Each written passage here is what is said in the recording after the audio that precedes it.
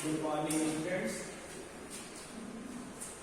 तो हम लोग आज लेक्चर नंबर 4 देखेंगे। इस लेक्चर नंबर 4 में हम लोग एग्जाम्पल नंबर 3 को सॉल्व करने जा रहे हैं। एग्जाम्पल नंबर 3 दो एग्जाम्पल हो चुके हैं, एग्जाम्पल 1 एंड एग्जाम्पल 2। ये दो क्वेश्चन हमने सॉल्व करा रखा है। उम्मीद है कि आप लोग इसे कर लिया। कुछ लोग अभी जो सोए हुए हैं कृपया रजाई से बाहर निकले और लिखना शुरू करें। प्रॉब्लम है कि find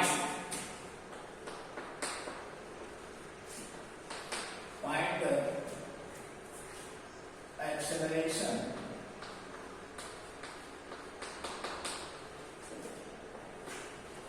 of a particle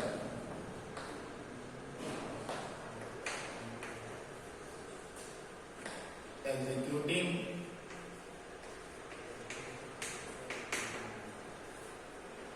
simple harmonic motion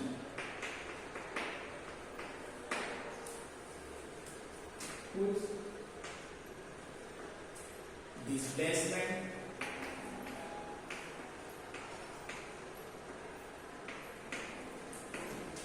from mean position is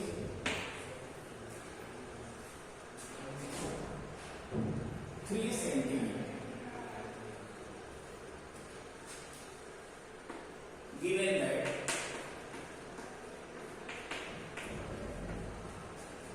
period of oscillation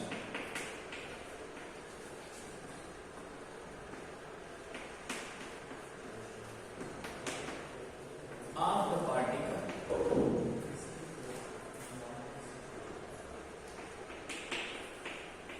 is 8 seconds. Find the acceleration of the particle executing simple harmonic motion whose displacement from mean position is 3 centimeter, given that period of oscillation of the particle is 8 second. तो solution में लिखिए by question क्या दिया हुआ है, y equal to 3 centimetre and period of oscillation t equal to 8 second. हमको find करना है acceleration alpha equal to question mark. We will use the formula for acceleration. क्या होता है फॉर्मूला एक्सेलरेशन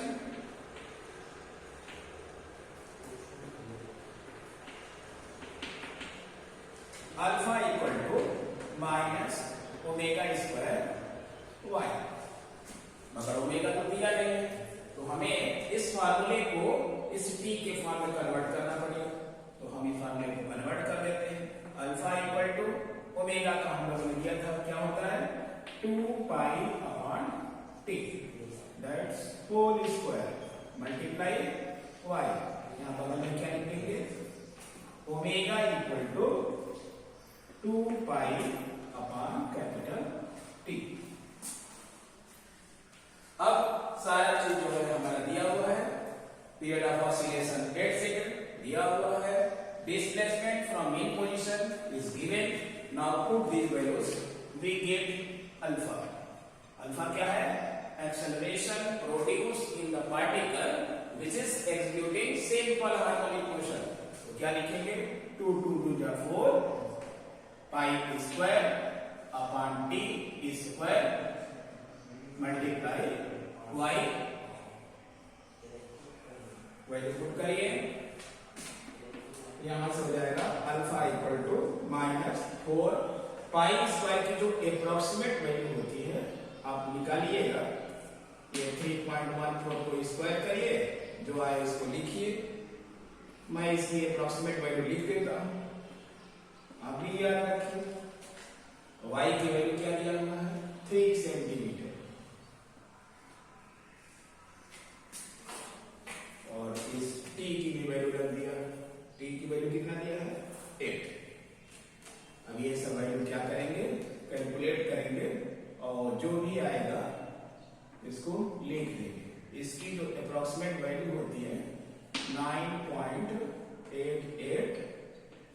ये अप्रोक्सीमेट वैल्यू इस स्क्वायर की, और ये हो गया 8 8 जा 64 और ये मल्टीप्लाई 3। इन सारे कैलकुलेशन को जब करेंगे जो भी आएगा उस वैल्यू को यहाँ पुट कर देंगे, ये आपके होमवर्क के लिए। और अल्फा की जो यूनिट रहेगी तो यहाँ डिस्टेंस दिया हुआ, डिस्टेंस किसमें है, सेंटीमीटर में, ये हो जाएगा सेंटीमीटर। और टाइम की यूनिट सेकंड दिया हुआ है तो सेंटीमीटर पर सेकंड स्क्वायर। साइन छूट गया क्या, साइन के साथ ये वैल्यू रख दीजिएगा, जो भी आएगा देखिए यहाँ पे तो साइन तो आएगा। Negative sign shows that direction of acceleration is opposite to the displacement y। y जिधर भी है उसके अपोजिट है। यहाँ negative sign, here negative sign indicates that direction of alpha is opposite to the displacement y।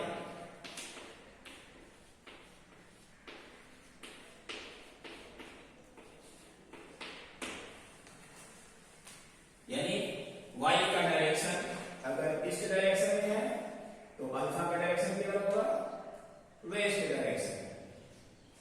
ये negative sign का क्या meaning है, ये इसके क्या होगा, अपोजिट, यानी एंगल इसमें थीटा कितना बनता है, 180 डिग्री। ये रफ वर्क है, अपोजिट डायरेक्शन का मीनिंग, ये y की तरफ में है, ये इस डायरेक्शन, तो अल्फा का डायरेक्शन कितना होगा, वेस्ट डायरेक्शन में। तो कोई पूछेगा कि इनके बीच में एंगल कितना बना है, थीटा इक्वल टू 180 डिग्री। तो इस प्रकार से ये होमवर्क आपके लिए करते हैं, कैलकुलेशन करके, और इसे आप लोग कमेंट करके बताइए कि आपका आंसर कितना है। ठीक है, ओके, आंसर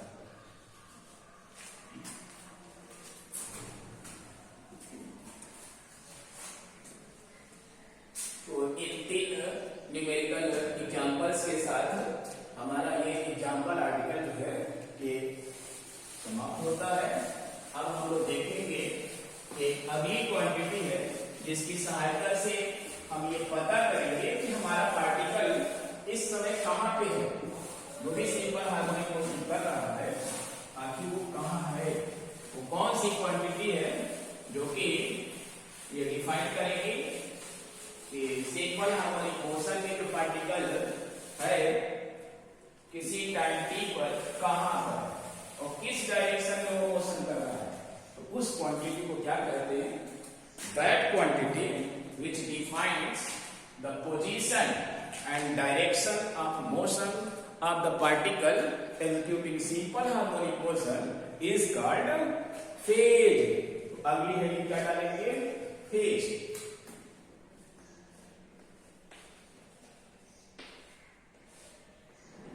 ये फेज जो है एक फिजिकल क्वांटिटी है और इसका सिंबल हम लोग क्या लिखेंगे, थीटा। जो एंगल के लिए यूज किया है वो थीटा। इस एंगल थीटा के टर्म्स में इस फेज क्वांटिटी को कैसे मैथमेटिकली हम लोग डिफाइन करेंगे इसको भी देखेंगे। तो पहले लिखिए, सभी लोग कॉपी पेन निकाल लीजिए। जो लोग अभी तक नहीं निकाले हैं कृपया अपने अपने टेबल पर कॉपी पेन रख करके अपने चेयर पर बैठ जाइए। ऐसा ना हो कि आप टेबल के ऊपर बैठ जाए। तो अब लिखना शुरू करिए,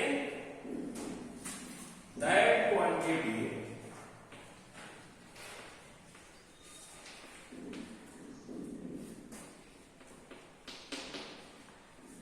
with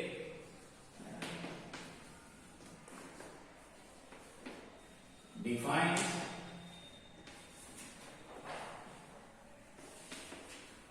the position and direction of motion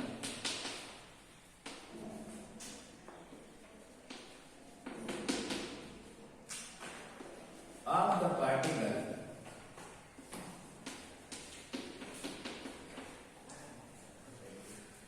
executing simple harmonic motion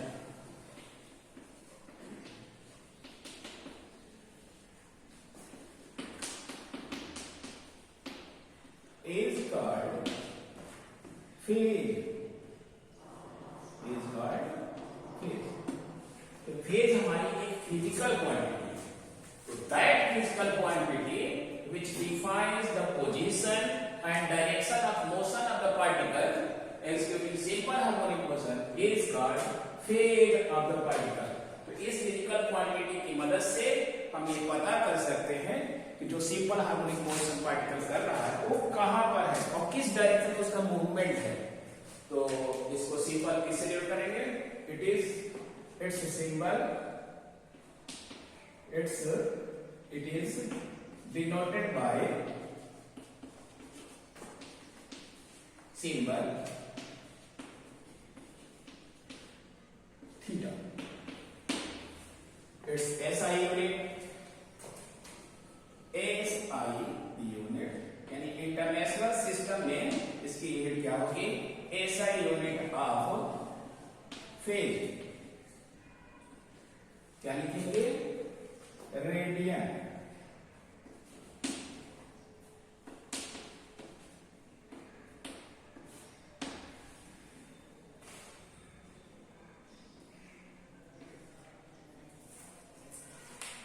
SI unit of phase is radian. तो एंगल को SI यूनिट में यूनिट क्या दिया गया है? रेडियन. तो चूंकि फेज जो है एंगल के टर्म्स में डिफाइन कर रहे हैं, इसका SI यूनिट क्या हो जाएगा? रेडियन. मैथमेटिकली इसको मैथमेटिकली कैसे डिफाइन करेंगे, कैसे पता करेंगे कि अगर हमारा फार्मूला दिया हुआ है तो उसका फेज कितना है? Mathematically phase of a particle executing simple harmonic motion is given by theta equal to argument of the sine function. Argument of sine function. जो डिस्प्लेसमेंट फार्मूले में साइन फंक्शन का आर्गुमेंट है उसके आर्गुमेंट को ही क्या बोलेंगे? Phase of the particle. ये फार्मूला याद रखिए. जब भी निकालने के लिए आए तो साइन फंक्शन का आर्गुमेंट देख लीजिए. जिसको आर्गुमेंट ना समझ में आता हो, ये जो एंगल होता है हम लोग लिखते हैं साइन थीटा. इस थीटा को क्या बोलते हैं? Argument. Argument of sine function. इस थीटा को क्या बोलेंगे? दिस थीटा जैसे दिखाई दे रहा है. Argument of sine function. तो आर्गुमेंट ये एंगल फाइंड कर लेंगे, वही हमारा क्या हो जाएगा? Phase of the particle. अब हम एक डिस्प्लेसमेंट इक्वेशन लिखना चाहते हैं इस पार्टिकल का, जो कि इनिशियली t0 से जब ये स्टार्ट ना करके किसी आर्बिट्रेरी पॉइंट से स्टार्ट करे, तब उसका डिस्प्लेसमेंट इक्वेशन क्या होगा? तो देखिए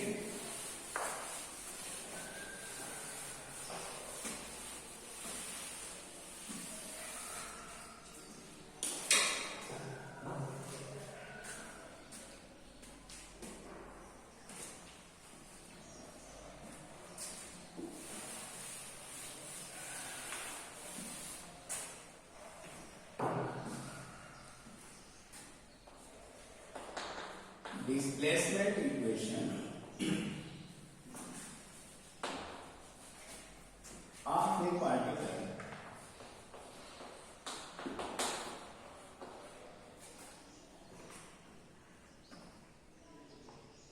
executing simple harmonic motion when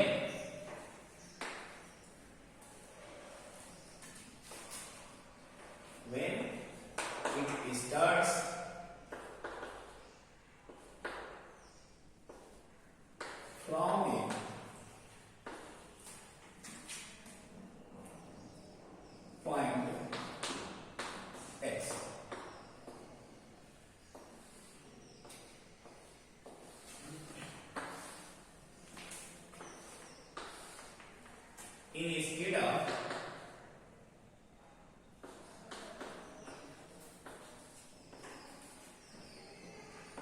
point P zero से जर्नी शुरू करके वो कहां से स्टार्ट करता है, किसी पॉइंट यक्स से जर्नी स्टार्ट करता है, और इस एक्स का पोजीशन दिया हुआ तो हम कैसे निकालेंगे, पहले डायग्राम बनाइए।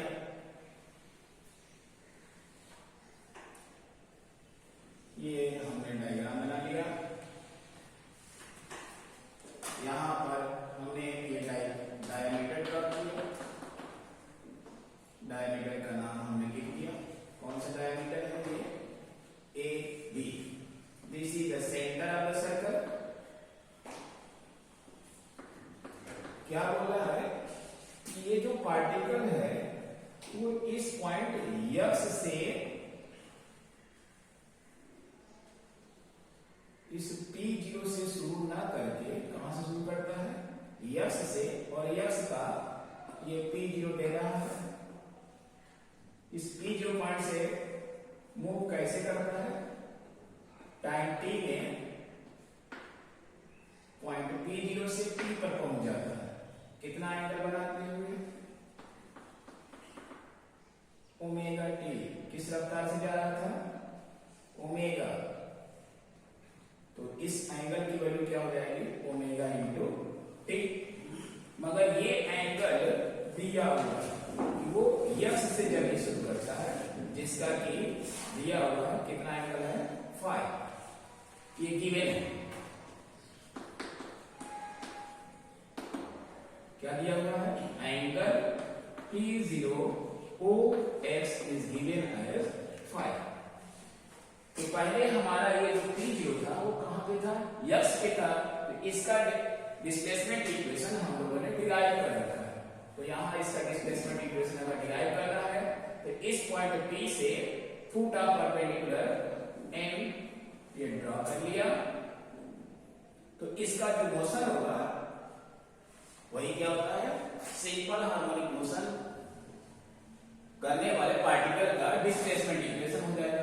अब हमें इसकी लेंथ चाहिए, तो मान लिया लेंथ कितनी है, y, तो इस समय जो टोटल एंगल बना हुआ है वो कितना है, ओमेगा टी प्लस 5, तो डिस्प्लेसमेंट इक्वेशन में इस एंगल, इस टोटल एंगल को जब पुट कर देंगे तो हमें कौन सा डिस्प्लेसमेंट इक्वेशन मिलेगा, कि वो पार्टिकल इनिशियली 5 एंगल्स लेकर के जर्नी अपना शुरू किया, उसका इक्वेशन मिलेगा, तो क्या हो जाएगा, y इक्वल टू, और इसका रेडियस हम लोगों ने क्या मान रखा है, y, तो यहां से परपेंडिकुलर जब ड्रॉ करेंगे तो ये जो लेंथ हो जाएगी इसको देख सकते हैं, अगर ये पॉइंट m है तो इस pm की लेंथ किसकी लेंथ होगी, OM की, यानी परपेंडिकुलर की लेंथ कितनी है, y, और ये एंगल कितना दिया हुआ है यहां से यहां तक, ये है रेडियस जो कि एम्पलीट्यूड है सिंपल हार्मोनिक मोशन का, तो अगर ये परपेंडिकुलर दिया हुआ है,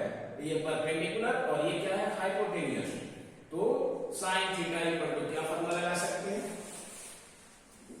sin, कितना एंगल बना हुआ है, ये total angle, angle POX, angle POX क्या हो जाएगा, परपेंडिकुलर, तो परपेंडिकुलर की वैल्यू कितनी है, y, और इस हाइपोटेन्यूस की वैल्यू कितनी है, a, और इस टोटल एंगल कितना है, sin, तो ये एंगल की वैल्यू ओमेगा टी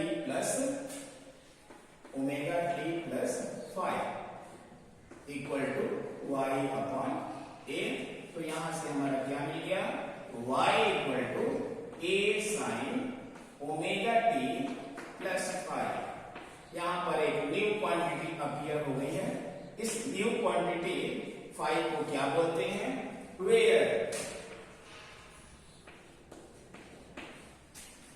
ये न्यू क्वांटिटी 5 इसको कहते हैं इनिशियल एंगल,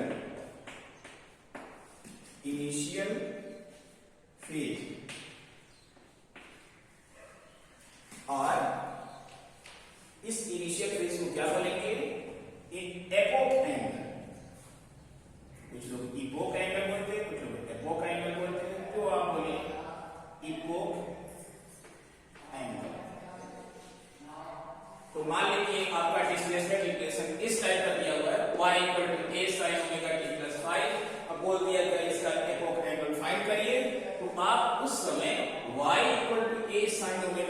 कंपेयर ना करके किससे कंपेयर करेंगे, y equal to a sin omega t plus 5, क्योंकि हमने बताया था कंपेयर समान प्रकार की राशियों के बीच में हम करते हैं। ऐसा ना हो कि हाथी की तुलना गाय से करने लगे तो कोई भी हम कंपेयर नहीं कर पाएंगे। एक गाय की तुलना दूसरी गाय से ही कर सकते हैं, तो एलिफेंट की तुलना एलिफेंट से, काऊ की तुलना काऊ से करते हैं। तो जब हमारा displacement equation given displacement equation इस टाइप का होगा तो हमें इससे कंपेयर करना पड़ेगा। और जब y equal to a sin omega type का होगा उस समय हम लोग y equal to a sin omega से कंपेयर करके जो भी क्वांटिटी को पूछा गया उसको हम लोग निकाल सकते हैं। अब अगली रीडिंग है कि सिंपल हार्मोनिक मोशन में जो मोशन हो रहा है उसका डेफिनेशन है।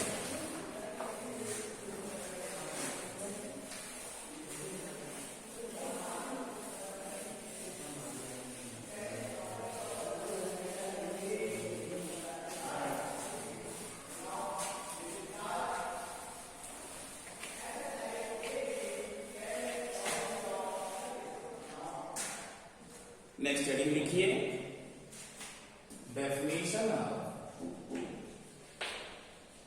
Simple harmonic motion. जब हम कितने हेडिंग्स को पढ़ लिए तब जाकर के हम इस पोजीशन पर पहुंचे कि सिंपल हार्मोनिक मोशन क्या होता है उसको डिफाइन कर सके। तो सिंपल हार्मोनिक मोशन में पहला कंडीशन है जो पार्टिकल जो है एक फिक्स्ड पॉइंट के टू वर्ड फॉर मोशन करेगा। O से A जाएगा, फिर O से B, A और B के बीच में इसका इस प्रकार से मोशन होगा। इधर जाएगा, कभी इधर जाएगा, मैक्सिमम कहां तक जाएगा, वो A तक जाएगा और इधर में B तक जाएगा। तो ये मैक्सिमम डिस्प्लेसमेंट को हम लोगों ने क्या बोला था, एम्पलीट्यूड। चाहे इधर का नोट करें चाहे इधर का, तो दोनों एक केस में क्या होगा, ये दोनों सेम होते हैं। तो डेफिनेशन लिखिए, डेफिनेशन में क्या है कि सिंपल हार्मोनिक मोशन एक ऐसा मोशन होता है जिसमें जो एक्सेलरेशन प्रोड्यूस होता है, सिंपल हार्मोनिक मोशन में एक्सेलरेशन प्रोड्यूस होगा तो उस एक्सेलरेशन का डायरेक्शन डिस्प्लेसमेंट के डायरेक्टली प्रोपोर्शनल, यानी डिस्प्लेसमेंट हमारा बढ़े तो एक्सेलरेशन को बढ़ जाना चाहिए और इसका डायरेक्शन किधर होना चाहिए, opposite to the displacement. Then such type of motion is called simple harmonic motion. तो यहां लिखिए, that periodic motion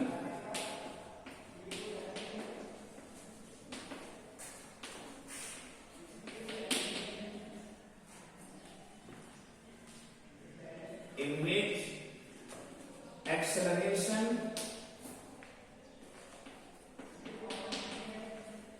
produced in the particle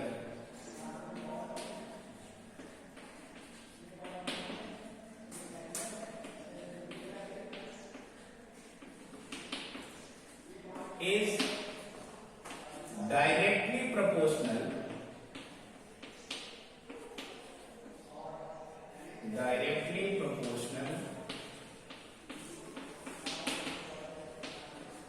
to the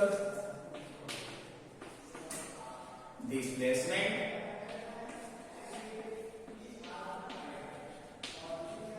and whose direction is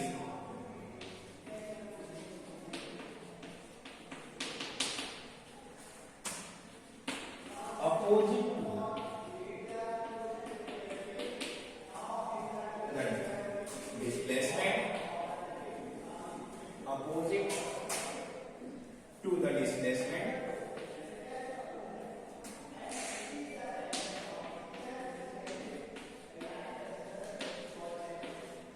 is called simple harmonic motion। यानी simple harmonic motion में जो acceleration produce हुआ वो किसके proportional होगा, directly proportional to the displacement and whose direction is opposite to the displacement is called simple harmonic motion। तो जब भी ऐसा मोशन मिल जाए जहां पर क्या हो कि एक्सेलरेशन उसमें जो आ रहा है दैट इज मैथमेटिकली इसको कैसे एक्सप्रेस करेंगे, alpha is directly proportional to minus y। जब भी आ जाए कि कोई मोशन हम फाइंड किए हैं और उसको प्रूफ करना हो कि prove that its motion is simple harmonic motion, they we show acceleration produced in the particle is directly proportional to the minus y, directly proportional to the displacement y with negative sign। तो जैसे ये result मिल जाएगा हम क्या लिखेंगे, ये result आया और तुरंत लिखेंगे क्या, given motion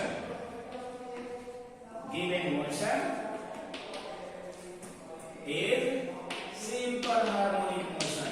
तो कभी कभी ये आता है कि एक क्वेश्चन दिया हुआ है कि एक पत्थर को अर्थ के डायमीटर के अलावा होल करके हमने डाल दिया, तो बताओ वो पत्थर का जो मोशन होगा कैसा मोशन होगा, उसका कैसा मोशन होगा, सिंपल हार्मोनिक मोशन होगा।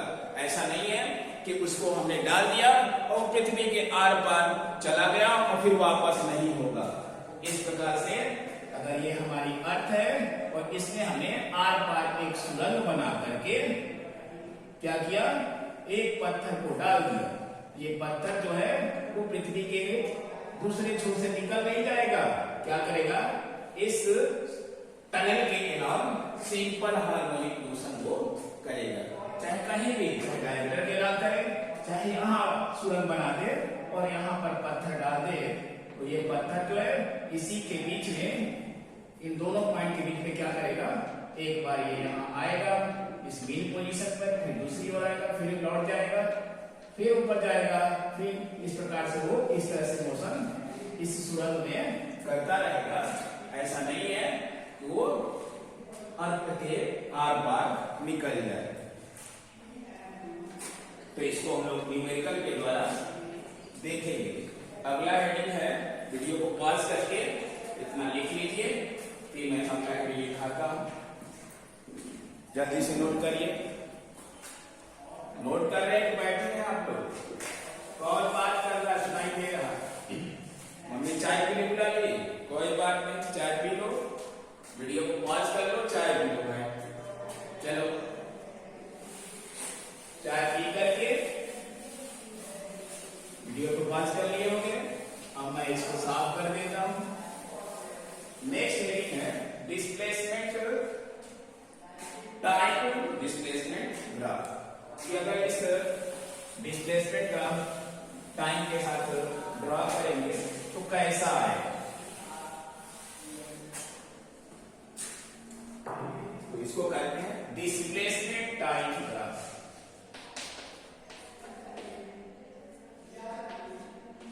डिस्प्लेसमेंट टाइम ग्राफ, बीच में ये डैश लगा दीजिए, जी आगे पीच।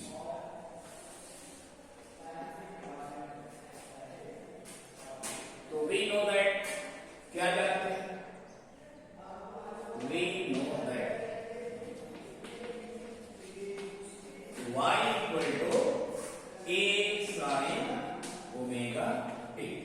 हमें इसका ग्राफ ड्रॉ करना है, इसके लिए हम लोग एक टेबल बनाएंगे। इसमें जो सिंबल हमने प्रयोग किया है किसको किसको नहीं पता है, सबको पता है, वेरी गुड। तो देखिए हमने ये टेबल तैयार कर लिया, ये आपका स्टडी टेबल नहीं है भैया, ये टेबल है आपका डेटा। इस डेटा में ये देखिए एक क्वांटिटी y लिखी हुई है, इसको हमने यहां पर लिखा, और एक क्वांटिटी यहां लिखी हुई टाइम t, वो यहां पे। अब एक वैल्यू हमने लिया क्या कि t की वैल्यू 0 ले लिया, तो इस इक्वेशन 1 में t की वैल्यू 0 रखिए, t की वैल्यू जब 0 रखेंगे ये फुल क्वांटिटी का देंगे sin 0, और sin 0 की वैल्यू कितनी होती है 0, और 0 से जब मल्टीप्लाई करेंगे a में तो कितना आ जाएगा। इस इक्वेशन को थोड़ा सा टाइम पीरियड के रूप में चेक कर लीजिए तो कितना हो जाएगा, y इक्वल टू sin, और ओमेगा की वैल्यू क्या होती है 2 pi upon t, small T. ये कैपिटल टी है और ये है स्मॉल टी। तो ए को क्या कहेंगे? एम्पलीट्यूड। कैपिटल टी क्या है? Period of oscillation, period of oscillation. और टी क्या है? Time, any time. तो सिंबल का मीनिंग आप लोगों को पता था, फिर भी हमने लिख दिया, कोई बात।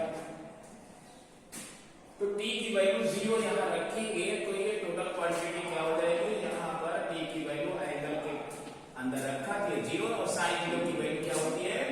0। तो y की वैल्यू कितनी आ गई? 0। अब रखेंगे t की वैल्यू t/4, कैपिटल T/4, यानी जो पीरियड ऑफ ऑसिलेशन है उसका फोर्थ वैल्यू रखिए।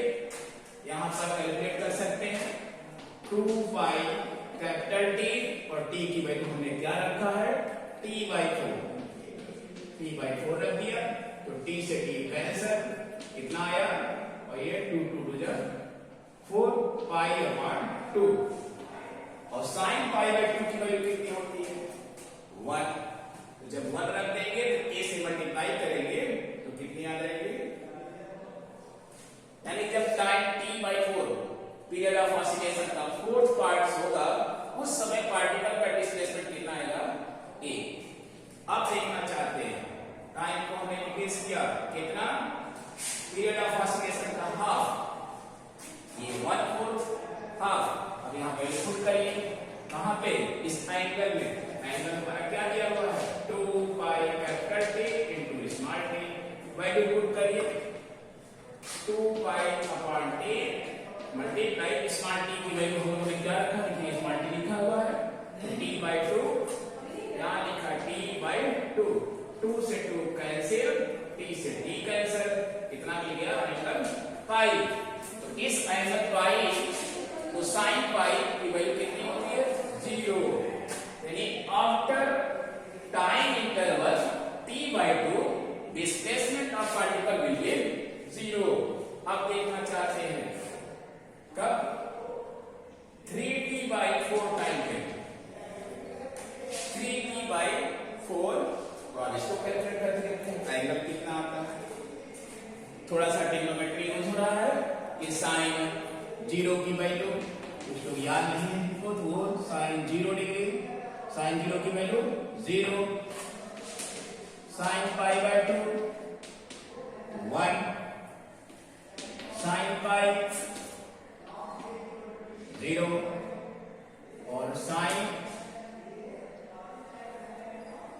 3π/2 क्या लिख सकते हैं? पाई प्लस 3π/2 क्या लिखेंगे? Sine pi plus π/2। वैल्यू कितनी आ जाएगी? -1।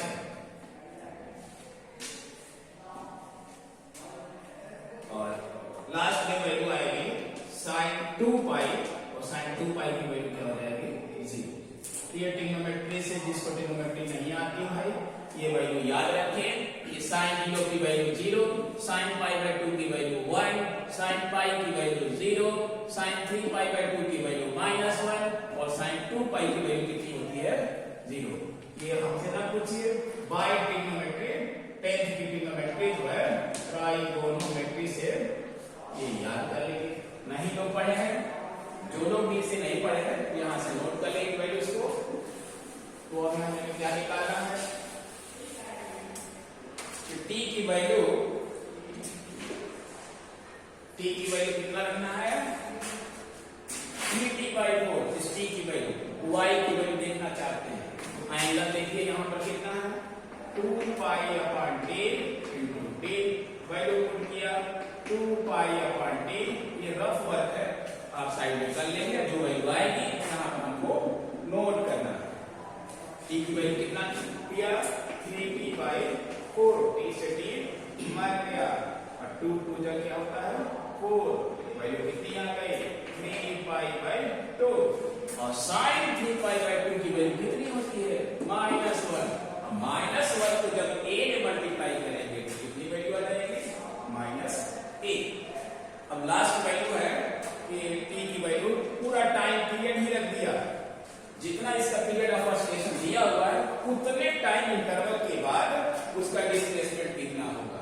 तो अब इस डिस्प्लेसमेंट को निकालने के लिए फिर वही एंगल में रखिए, देख लीजिए क्या हर वैल्यू को उसमें रखिए और इसको निकालते जाइए। एंगल क्या है? 2π/t into t, value put किया 2πt मल्टीप्लाई, दोनों सिंबल को समझिएगा, ये है कैपिटल टी, ये है स्मॉल टी, बोलने के लिए दोनों को टी ही बोलते हैं। तो ये है आपका एनी टाइम टी और ये है पीरियड ऑफ ऑसिलेशन। तो एनी टाइम टी की वैल्यू क्या है? वो टी आ गई है। तो टी से टी क्या हो गया? मर गया। कितना आया? 2π। और हमने कहा था, याद कर लीजिए, sin 2π की वैल्यू कितनी होती है? 0। तो एक जनरल फार्मूला ये पाई वाले लोगों के लिए है, sin मेरा पाई तेरा पाई, मेरा पाई तेरा पाई, जो भी पाई हो उसकी वैल्यू क्या जाती है? 0। ये मेरा पाई तेरा पाई वैल्यू क्या होगा? 0। पाई का जो भी वैल्यू, ये 2 टाइम्स 3 टाइम्स 1 टाइम्स, वैल्यू क्या जाएगी? 0। तो तेरा पाई मेरा पाई वैल्यू क्या लिखेंगे? 0। देखिए फॉर एग्जांपल यहाँ पर n की वैल्यू हमने 0 रखा, ये 0 की वैल्यू 0 आ गई। यहाँ ना देखिए पाई यहाँ आया है, मेरा पाई मेरा पाई, पाई की वैल्यू 0, यहाँ मेरा पाई 2π, ये 0π 1π 2π। कोई पूछ सकता है कि बताइए sin 5π की वैल्यू कितनी होगी? क्या बोलेंगे? 0। कोई बोलेगा sin 17π कितना होगा? आंख बंद कर लेंगे, बोल देंगे वैल्यू कितनी होगी? 0। तो ये मैथमेटिक्स का याद रखिए, पाई और वैल्यू के मैथ लोग समझ रहे हैं, कोई बात नहीं, मैथ वाले दोनों लोग समझ रहे हो। तो क्या देखा कि जब हमने टाइम t को क्या लिया, ये टोटल टाइम कैपिटल T ले लिया, तो वैल्यू कितनी आई? 0। अब ग्राफ प्लॉट करिए। ग्राफ कैसे प्लॉट करते हैं? ये y एक्सिस ड्रॉ कर लिया और ये हमारा x एक्सिस हो गया, x एक्सिस और y एक्सिस, इसको क्या बोलते हैं? x axis. और इसको क्या बोलते हैं? y axis. जब भी ग्राफ प्लॉट करना होगा तो हमको x एक्सिस और y एक्सिस को ड्रॉ करना पड़ता है, और ये इनका पॉइंट ऑफ इंटरसेक्शन जिसको कि ओरिजिन बोलते हैं। तो x एक्सिस पर हमको क्या लेना है? ये जो वैल्यू ऑफ टाइम है, तो टाइम को हमने किस पे ले लिया? इस वाले पे टाइम, x एक्सिस पर टाइम के वैल्यू को ले लिया और डिस्प्लेसमेंट जो y है उसको y को हमने इधर ले लिया, यानी टाइम t x एक्सिस पे और डिस्प्लेसमेंट को y एक्सिस पर ले। तो ग्राफ आप देखिए क्या है? when t = 0, तो देखिए t की वैल्यू हमने क्या रखा? 0। तो y की वैल्यू कितनी आई है? 0। यानी पॉइंट कौन सा मिला? ये। अब देखिए जब t की t/4, तो देखिए 4 पार्ट बना लीजिए। पहले हमने यहां बना लिया और ये इसका आधा कर लिया, इसका आधा कर लिया। तो कोई पूछे कि इस पॉइंट पर जब पार्टिकल जाएगा तो टाइम कितना लगेगा? t = t/4। इस वाले पॉइंट पर क्या कितना लगेगा टाइम? इस वाले पॉइंट पे टाइम की वैल्यू t/2 और इस वाले पे टाइम कितना लगेगा? t = 3t/4 और इस वाले पर कितना लगेगा? टाइम की वैल्यू t = कैपिटल T। तो इस तरह से जब t और y के ग्राफ ड्रॉ करेंगे तो ये हमारा एक साइन फंक्शन इस प्रकार से जाता हुआ दिखाई देगा और ये इस प्रकार से नीचे गया और ये ऊपर आया। ठीक है, तो क्या देख रहे हैं? t = t/4 पर इसका डिस्प्लेसमेंट कितना हो चुका है? मैक्सिमम, देखिए यहाँ से t/4 टाइम पे डिस्प्लेसमेंट a वो भी मैक्सिमम हो चुका है, तो यहाँ से इसका मैक्सिमम वैल्यू इसको कहते हैं plus a, y x axis के ऊपर का डिस्टेंस क्या होता है पॉजिटिव, तो यहाँ से लेके यहाँ तक का ये डिस्टेंस हमको मिल गया। यानी जब टाइम t/4 है तो पार्टिकल का डिस्प्लेसमेंट कितना है a के इक्वल। अब देखिए जब टाइम t की वैल्यू देखिए t/2 देखिए कितना है 0, देखिए डिस्प्लेसमेंट कितना आया है जब t/4 पे, तो उसका डिस्प्लेसमेंट एक पॉइंट हमारा ये मिला, दूसरा पॉइंट ये, अब तीसरा पॉइंट क्या है, तो when t equal to t/2 तो डिस्प्लेसमेंट कितना मिला है 0, देखिए ग्राफ में भी देखिए 0। अब जब t equal to 3t/4 इस पॉइंट के लिए, इस पॉइंट पर कितना टाइम लगा 3t/4, तो डिस्प्लेसमेंट कितना आ गया -a, तो ये देखिए -a, ये नीचे की डिस्प्लेसमेंट हो गई एक्स एक्सिस के बिलो, इस डिस्प्लेसमेंट को कैसे लिखेंगे -a, प्लस है तो ऊपर माइनस है तो नीचे, तो displacement plus a -a, magnitude दोनों का सेम है, केवल डायरेक्शन अपोजिट है, तो अगर ये इस पॉइंट को देखेंगे तो ये क्या हो गया -a, यानी यहां से यहां तक का डिस्टेंस क्या हुआ -a, और यहां से यहां तक का डिस्टेंस +a।